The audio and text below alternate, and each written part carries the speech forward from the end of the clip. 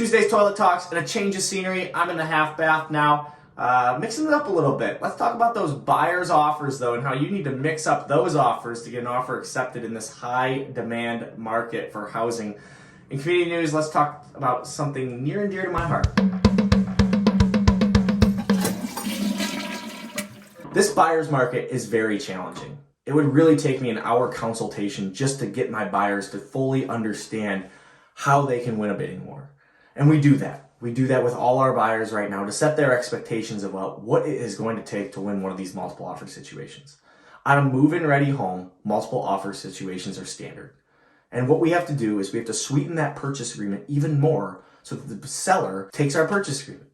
So how would you do that? How would you win one of these bidding wars? Well, there's a lot of different terms and variables that go into a purchase agreement that you can adjust in order to have a competitive chance at winning.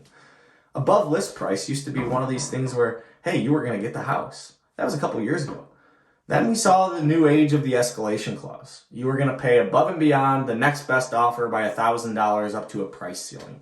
Those days came and went too. We've got the appraisal gap coverage now where you sweeten the deal by telling the seller that if the appraisal is lower, we're going to make up $5,000, $10,000 in those purchase agreements. It can vary in price. It doesn't have to be $5,000 or $10,000. It just depends on the price range you're in. Even occupancy gets negotiated now. We're offering free occupancy to the sellers as a way to give value to the seller without jacking up the list or the negotiated price where then it wouldn't appraise. Above and beyond that, we're seeing even the transfer tax starting to get negotiated because, again, it adds value to the purchase agreement without running across more appraisal problems. These are all things that a buyer's agent should be going through with you as you make your offer. And these are all things that can be manipulated. And a combination of all those, you usually have a competing chance to get the house. But it's not just writing an offer and putting a value in there anymore that's going to win you a bidding war. It's a lot of combinations and a lot of variables to manage in order to win that offer. In community news, winter sports are back, and that's only 35 days away from spring sports beginning.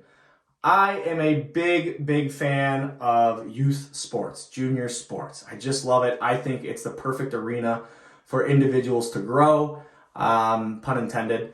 But the Brighton golf team, which I coach, it's my way of giving back to a sport that gave me so much. We're back on the field in 35 days, which means that these cold temperatures can't stay for long because we'll be on the course in 35 days. So this is only temporary. Survive the cold days and go Bulldogs.